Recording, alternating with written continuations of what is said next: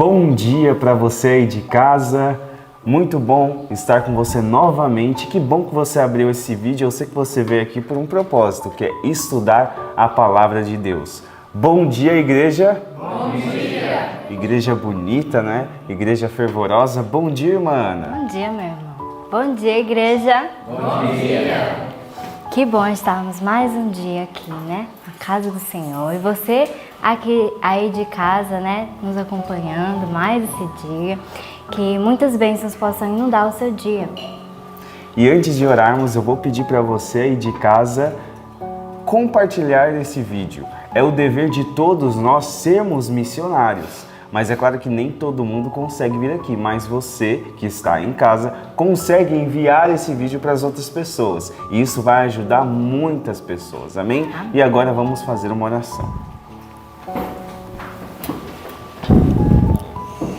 Querido bom Deus e Pai, muito obrigado, Senhor, por mais esse dia que o Senhor nos concedeu, que acordamos com vida, com saúde. Por favor, meu Pai, nos abençoa, nos protege nesse dia, principalmente agora que vamos louvar o Teu nome e estudar a Tua Palavra, Senhor. Nos guarda e nos livre de todo mal. Em nome de Jesus, amém. Amém. E agora nós vamos cantar ao nosso Deus, e você que está em casa, cante também conosco o hino 212. Esse hino fala sobre um novo nome que todos nós teremos lá na glória, amém?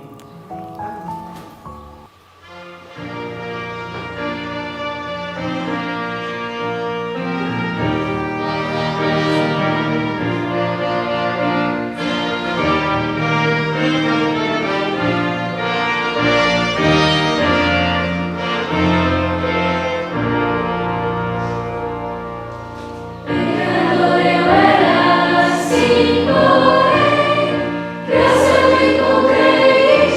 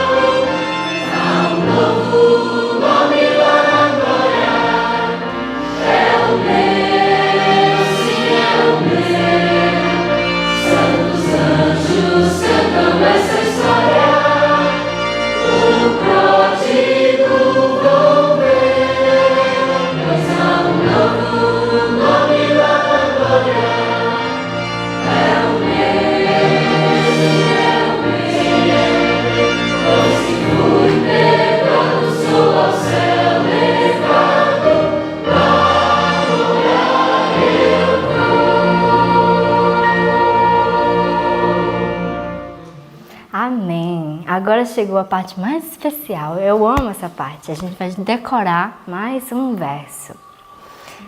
E já pode correr aí e pegar a sua Bíblia, se você ainda não sabe, abre lá no texto que é Efésios 5,16. Abre aí a sua Bíblia, eu vou dar um tempinho para você. Muito bem, Efésios 5,16. Eu vou contar até 3 e todo mundo vai junto, ok? 1, 2, 3.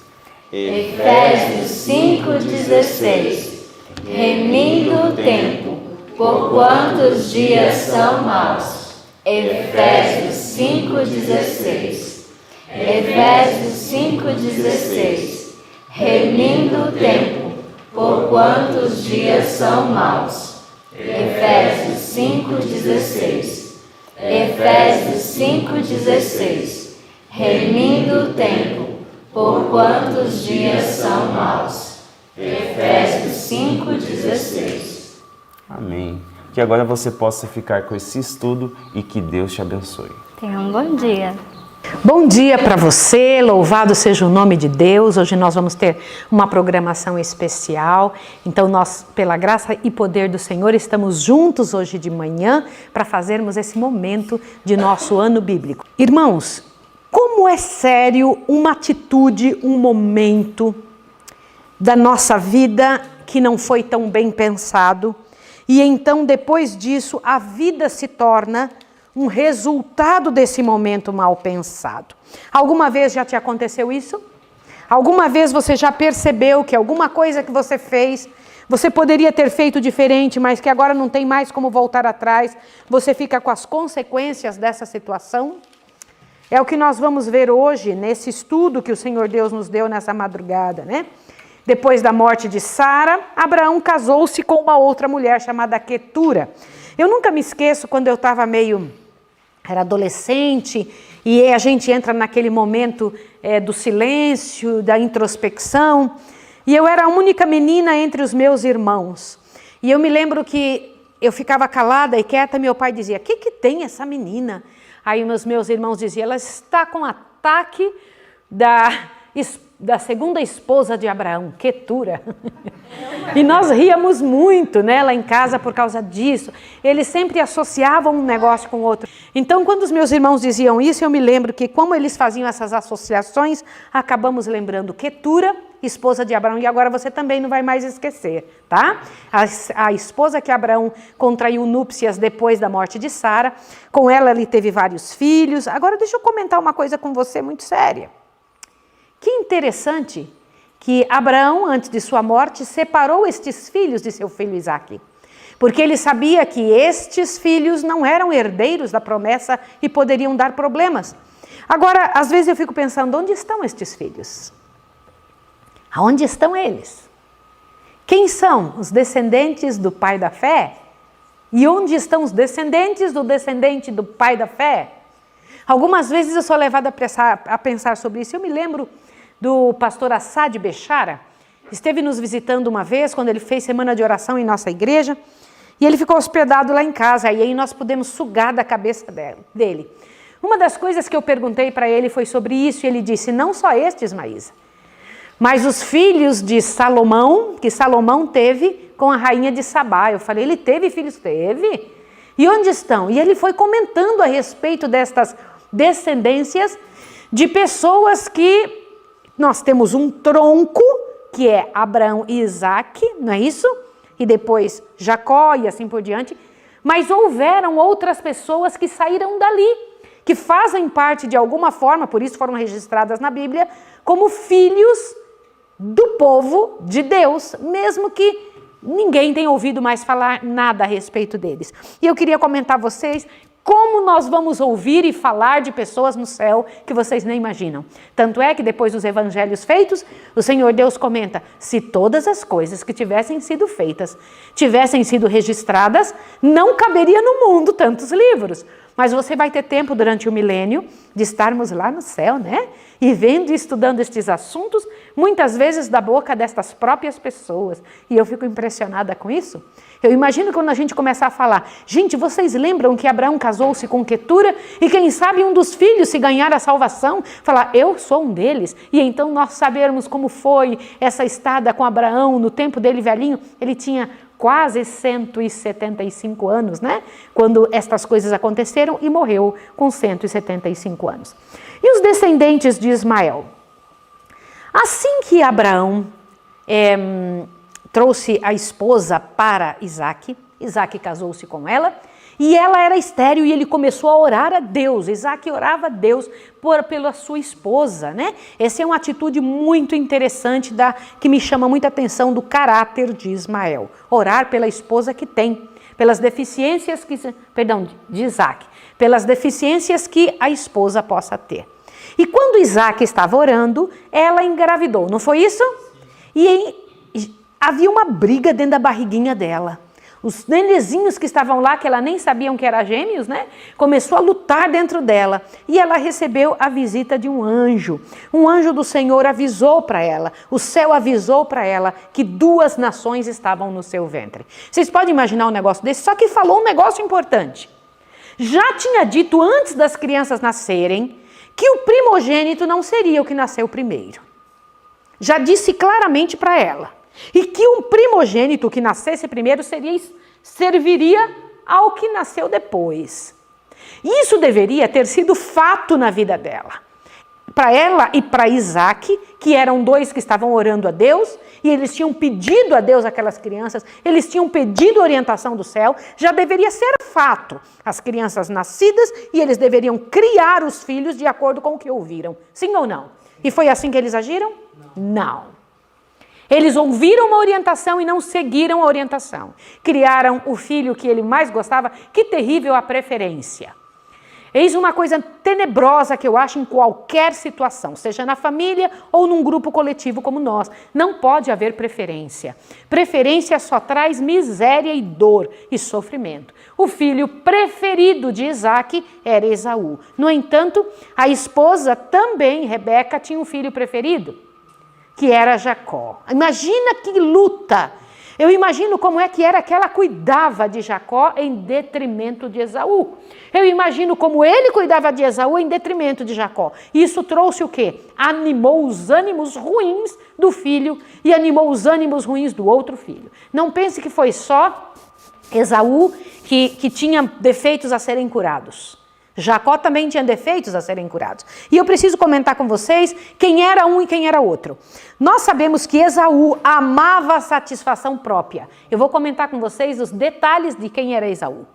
Esaú amava a satisfação própria, amava o presente, não fazia previsão para o futuro em absolutamente nada. Não tolerava restrições. Ele tinha amava a vida sem compromisso, ouviram isso? E ele tinha uma amabilidade turbulenta. O que é amabilidade turbulenta? E ocasional. O que é isso? Te amo hoje porque você tá legal, mas hoje eu não tô afim. Dá licença daqui. Amabilidade turbulenta.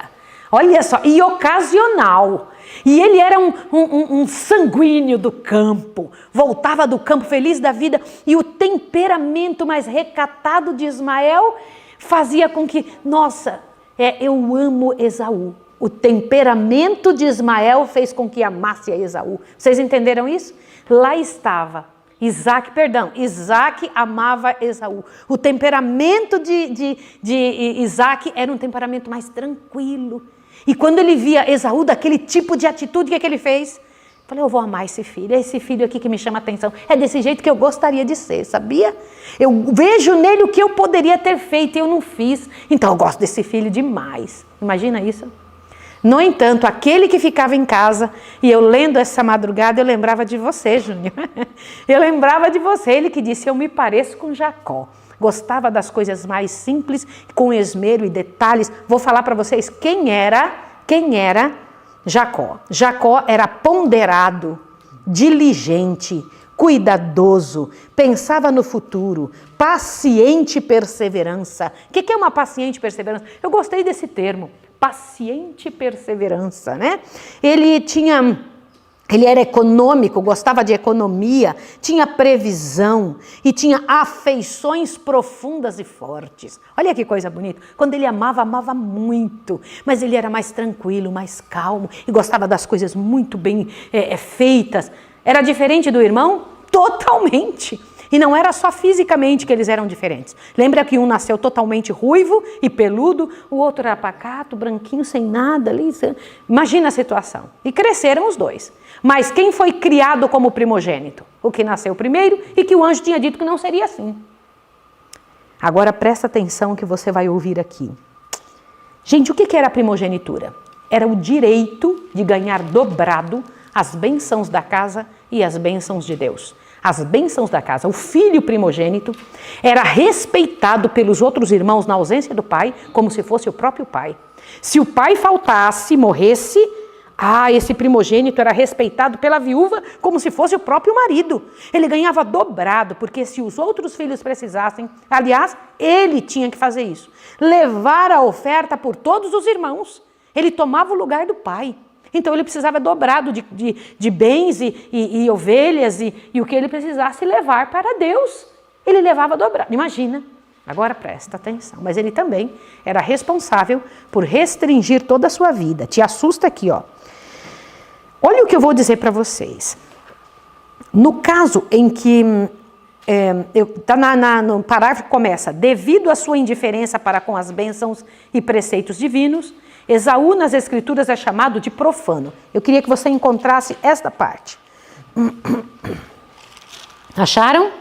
Aliás, volta um pouquinho. A parte que eu preciso falar sobre a primogenitura está: as promessas feitas a Abraão, confirmadas a seu filho, eram tidas por Isaac e Rebeca com o grande objetivo de seus desejos e esperanças. É lá na primeira página, praticamente. Aí, no finalzinho, eu vou ler para vocês o que é a primogenitura. Olha o que dizia.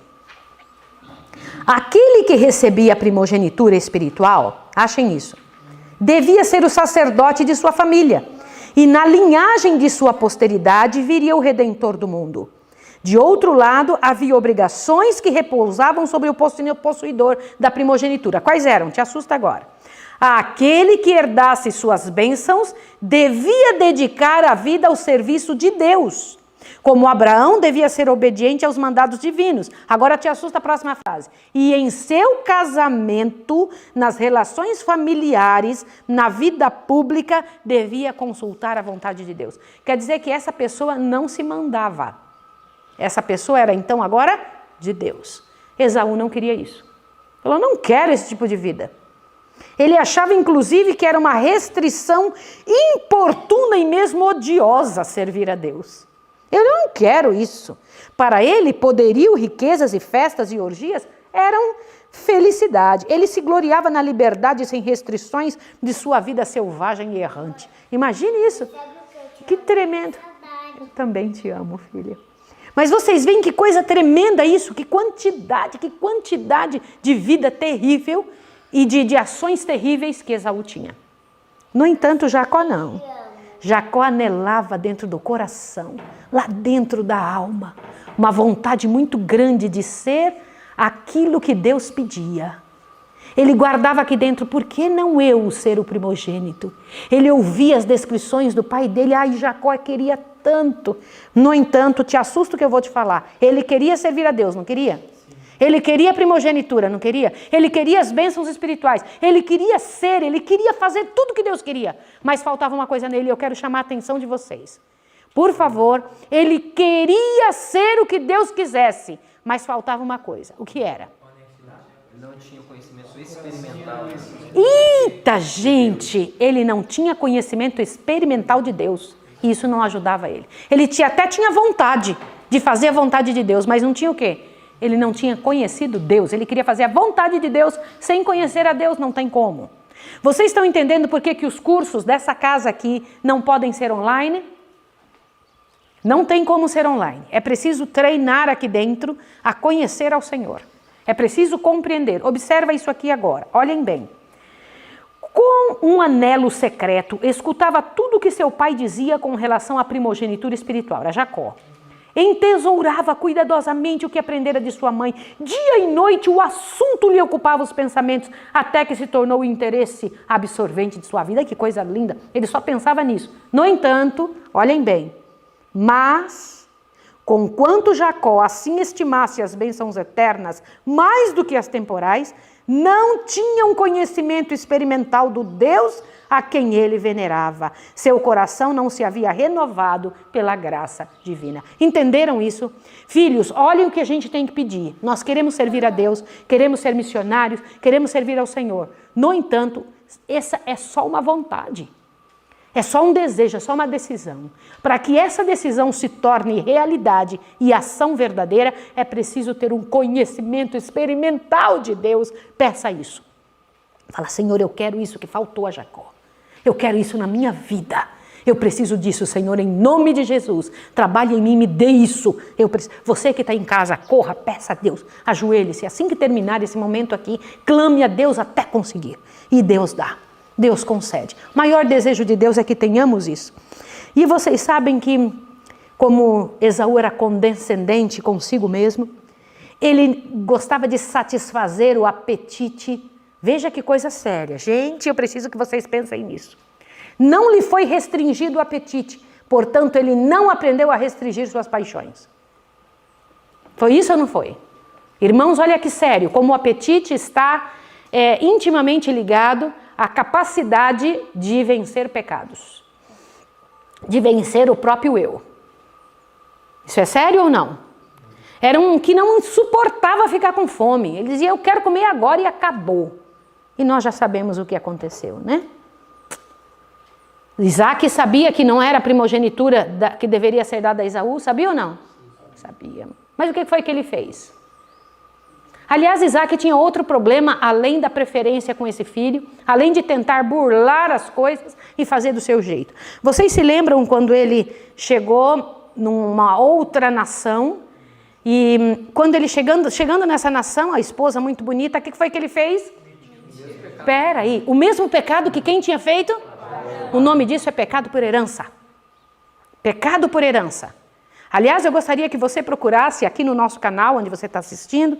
Então, vocês entrem no canal Maísa Ribeiro Oficial, vai ter uma pregação chamada Heranças Espirituais. Heranças, maldições por herança. Você precisa escutar sobre isso, é onde eu explico o que um pai faz e a responsabilidade sobre sua herança, sobre seus filhos. Por que os filhos copiam? Eles acabam herdando aquele pecado, aquela inclinação dos pais. E aqui está uma das provas. O que foi que Isaac fez? Isaac chegou e mentiu, é minha irmã. E alguém observou ele fazendo o quê? Falou, opa, esta não é a irmã dele, porque ele está acariciando ela intimamente, porque viram isso acontecer. E o rei daquele local chamou, ei, você ia trazer uma maldição terrível sobre nós, porque eu ia pegar sua esposa mesmo para mim, que eu achava que era sua irmã, que você está mentindo dizendo que é sua irmã. E você se lembra de uma outra situação que aconteceu ali, quando nós estamos estudando o capítulo da Bíblia, sobre os poços que foram fechados. Vocês lembram disso? Ele está caminhando com todo o seu povo, lá está Isaac caminhando com todo o seu povo, e os poços que tinham sido abertos por Abraão, ou mesmo por ele, o que é que as pessoas daquele campo e daquele lugar faziam? E por quê? Eu quero que vocês analisem. Por que as duas histórias estão juntas? A história da mentira dele e a história desses poços. Vamos lá, vocês têm que pensar. Bora, pensem. Por que Deus mandou registrar essas duas coisas juntos? Na terra de Abimeleque estava acontecendo isso. Bora. Por que eles brigavam por causa da água? Por que é que tinha essa necessidade? Eu vou comentar uma coisa com vocês. Toda vez que nós damos abertura para Satanás, nós estamos chamando Satanás para dentro da nossa vida. E quando Satanás vem, ele só vem para quê? Mentir, roubar e destruir. Ele vem para matar, roubar e destruir. Essa é a ação de Satanás. E quando você faz e toma uma atitude que é dele, ele vai entrar naquela sua vida. Olha que coisa séria. Vocês sabem que todo pecado de adultério, todo pecado de mentira, todo pecado é pecado diante de Deus. Mas o que isso ocasiona? Estão relacionados com o quê? O pecado da mentira, quando você mente com alguém, você está enganando a pessoa. Você está burlando, você está tirando da pessoa a oportunidade da verdade. O que foi que ele recebeu em troca? O que aconteceu com o trabalho que ele estava fazendo com relação àqueles poços? Pensa, quem foi que fez isso? Foi um anjo do céu que veio e trouxe para ele essa maldição? Aonde ele abria, vinha maldição e briga atrás, vinha ou não vinha? Foi isso ou não foi? Ele abriu espaço para Satanás trazer para a vida dele o que ele estava tentando, pela sua mentira, dar a Abimeleque e a sua família. Você tem que pensar sobre isso. O que a gente faz de ruim e de errado para com alguém vai vir em galope, em dobro para cima da gente. Porque Satanás vai dizer, você me deu liberdade, agora eu vou acabar com você. Se foi um pecado sexual, você pega e vai e estraçalha a vida de alguém, ou engana uma moça, ou engana um rapaz, ou seja o que for que você faça escondido, ninguém sabe. Satanás entra na sua vida e fala, agora a tua vida sexual é minha. Agora você vai ver o que eu vou fazer na sua vida sexual. Vocês não têm ideia o que Satanás é capaz de fazer. Ele só vem para quê? Matar. É isso que ele faz. Você deu, e é exatamente no pecado que você faz. Digamos que você vai lá e fala mal de alguém. O que vão fazer com você? Vão falar mal de você. Porque você deu liberdade. O diabo fala, eu tenho direito sobre essa área da vida dessa pessoa. Se você é preguiçoso, os teus filhos vão receber a maldição da preguiça. Porque Satanás vai trazer isso para a sua vida. Gente, é uma troca que ele faz. Você me deu liberdade, eu vou estraçalhar você nessa área. Vou acabar contigo, não tem jeito. É terrível, gente. É terrível. Seus empregados serão preguiçosos. As pessoas que você vai lidar, não vai ter progresso na sua vida. Quando você é preguiçoso, não tem progresso. Tudo que forem fazer para você vai ser ruim. Vai ser mal feito, do jeitinho que você oferecer para as pessoas. E quando eu paro para pensar nisso, eu fico, meu Deus, que coisa terrível. E Esaú vivia dentro de uma realidade do que ele tinha plantado. Ele gostava da vida de satisfação própria, ele queria casar-se com mulheres que Deus falou que não era para casar, se envolveu com isso e tinha sido a amargura dos pais, os casamentos dele com gente do mundo, era isso ou não era? E ele não estava nem aí, negócio a vida espiritual para ele não tinha nenhum tipo de atração. Um dia ele chega da rua, cansado. E o irmão está fazendo um guisado de lentilhas. Aliás, lentilha nem é tão gostoso assim. Mas era uma tal de lentilha vermelha, né? Um guisado vermelho. E Isaac, que Jacó fazia comida cheirosa, Isaac achava cheiroso, Rebeca achava cheiroso, todo mundo gostava, não era isso? Raquel, todo mundo gostava, todo o planeta inteiro gostava. A família, todo mundo gostava. Agora te assuste. Lá chega Esaú da rua morto de fome. Me dá um pouco aí. Ele fala, só se você me vender o teu direito de primogenitura. Eu não entendo Jacó. Como é que ele queria comprar algo que já era dele? Ele também não acreditava no que Deus tinha dito para os pais. Aí o outro falou, que me serve primogenitura se eu estou a morrer de fome? Ele não tinha aprendido a dominar-se. Aí ele falou, me dá aí, daqui que eu vou comer e acabou. Encheu a barriga e saiu feliz da vida. Um alívio tremendo. Falou, ainda bem que eu não tenho nada a ver com esse negócio de primogenitura, que só é um problema na minha cabeça. Pode ficar, fica para você. Você até parece mais com isso, pode ficar. Tal. Só que, passados uns dias, Isaac estava velhinho já, falou, eu tenho que resolver essa situação de abençoar meu filho que eu amo. Mas eu vou fazer escondido, porque se eu for fazer do jeito certo, minha mulher vai brigar, porque minha mulher sabe que era para outro filho que ela gosta. Então eu vou fazer escondido. Vem cá, Esaú. Esaú, meu filho. Vai na rua, caça um bicho bem bonito e traz aqui e faz um guisado gostoso para mim. E aí eu vou te abençoar, mas faz isso, entre nós dois. A esposa estava ouvindo. Foi lá em Jacó e disse, Jacó, teu pai falou que vai abençoar seu irmão no seu lugar. Olha o que nós vamos fazer. Pode preparar aqui, me traz que eu sei preparar do jeitinho de Esaú. Traz lá. Vamos lá. Eu vou fazer e o seu pai vai gostar. E Jacó disse, mãe, não vamos fazer isso com meu pai. Não, mãe, não faça isso. Vamos sim. Pode deixar que caia sobre mim isso. Eita, que nossas palavras são um problema terrível. Você falou, você recebe. E aí ele falou, mas como, mãe? Se eu não sou peludo igual meu irmão, meu pai vai ver e vai ser terrível meu pai sentir que eu estou enganando ele. Deixa comigo, meu filho. Deixa essa afronta comigo. Pegou e foi lá, pegou a roupa de Esaú e botou em Jacó. E disse que a roupa tinha o cheiro do campo. Eu fico pensando, que roupa era essa, né? Com cheiro de campo. Sei não, né? Que tinha cheiro nessa roupa.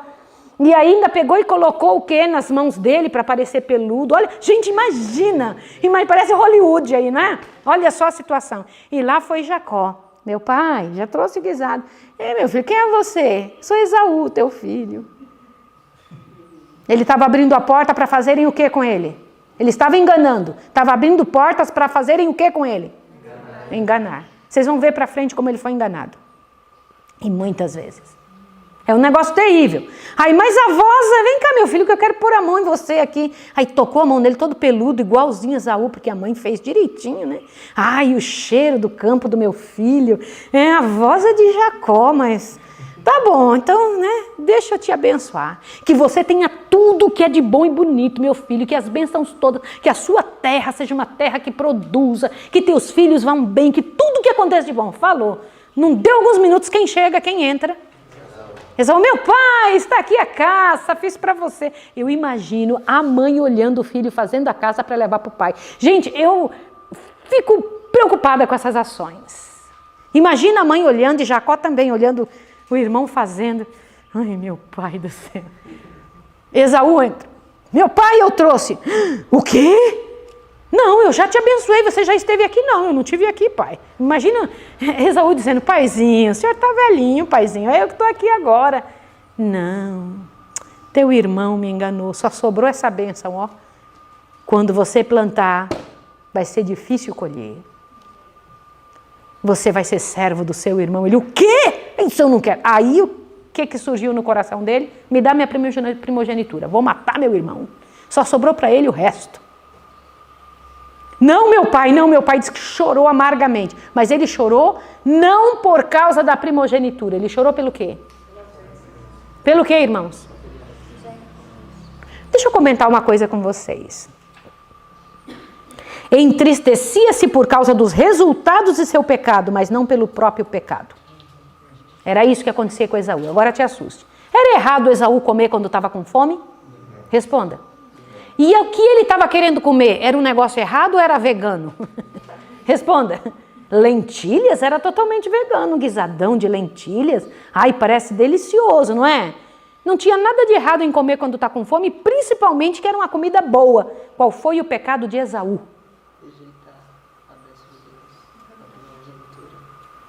Qual foi o pecado de Esaú? Raciocina, você que está em casa. Ele, olhe bem, ele trocou o melhor, a altura que Deus tinha dado, por algo menor, porque não queria mudar de vida. Oi? Ele trocou umas bênçãos momentâneas terrestres pelas bênçãos do céu que é terra. Sim. Fez pouco caso, né, da bênção que Deus tinha prometido já desde Abraão ali, o Isaac, Sim. ele acalentava isso e Esaú comparou isso com um prato de mim. Muitas pessoas pensam que o erro dele foi comer. Não foi comer. O erro dele foi atitude. Olhe bem o que Deus está te chamando para um trabalho assim, só que tem. Esse aqui é o bônus, mas tem o ônus. Tem a dificuldade para chegar lá. Ele não queria dificuldade, ele queria a posição sem a dificuldade. Me dá aqui a posição, mas eu não quero nada que seja de difícil para... Ele não queria dominar-se. Ele não queria entrar na situação de verdade e nem queria o grande trabalho que daria ser um primogênito de verdade no meio do povo. Ele não queria isso. E vocês têm que pensar sobre isso. Isso é muito sério. O grande pecado de Esaú acaba sendo o pecado de muita gente hoje. Muita gente hoje. Vou dizer uma coisa para você que diz aqui no livro. Multidões vivem para o presente sem qualquer pensamento e cuidado pelo futuro. Como Esaú clamam, comamos e bebamos que amanhã morreremos. São governados pela inclinação e, de preferência, a praticar a abnegação, renunciam às mais valiosas considerações. No caso em que uma destas deve ser abandonada, ou a satisfação de um apetite depravado, ou as bênçãos celestiais prometidas, somente o abnegado e temente a Deus prevalecem as exigências do apetite. E Deus do céu e o céu são virtualmente desprezados. Agora presta atenção. Quantos, mesmo dos professos cristãos, aderem a certas satisfações que são prejudiciais à saúde e que embotam as sensibilidades da alma? Quando se apresenta o dever de se purificarem de toda imundícia da carne e do espírito, aperfeiçoando a santidade no temor de Deus, escandalizam-se. Veem que não podem reter essas nocivas satisfações e ao mesmo tempo alcançar o céu. E concluem que, visto ser o caminho da vida eterna tão estreito, não mais andarão nele. Gente, isso aqui me faz estremecer. Agora, o pior é esse restinho. Ouça isso aqui. Multidões estão a vender o seu direito de primogenitura pela satisfação sensual. A saúde é sacrificada, as faculdades mentais enfraquecidas e perdido o céu. E tudo por um simples prazer temporário. Meus irmãos, que coisa séria.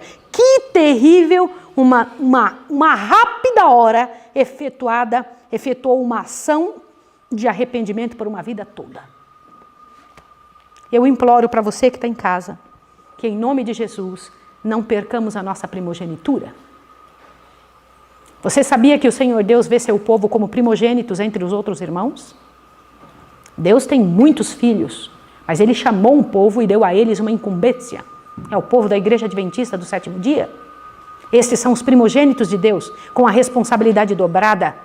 Receberam mais para oferecer para o mundo.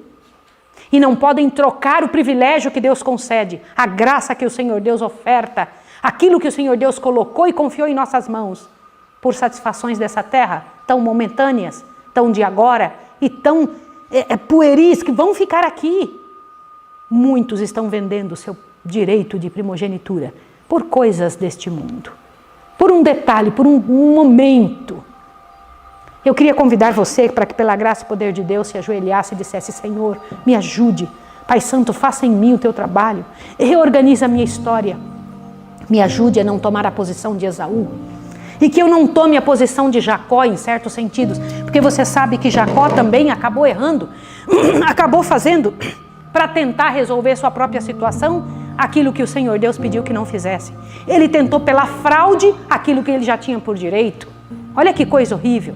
E eu queria pedir a você, em nome de Deus, que peça a Deus para aprender a confiar nele.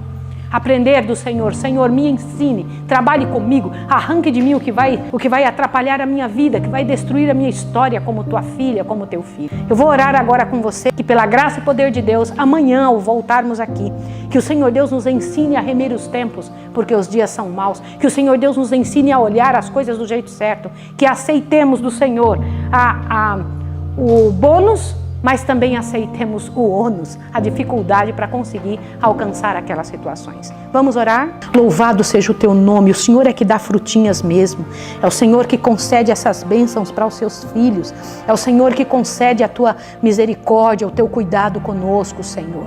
Nós rogamos a Ti que o Senhor nos ensine, como teus primogênitos, a viver de acordo com a Tua vontade, a trabalhar de acordo com o Seu desejo, que nós venhamos a receber o bônus, Pai de amor, mas a aceitar o ônus, aceitar a dificuldade para chegar lá.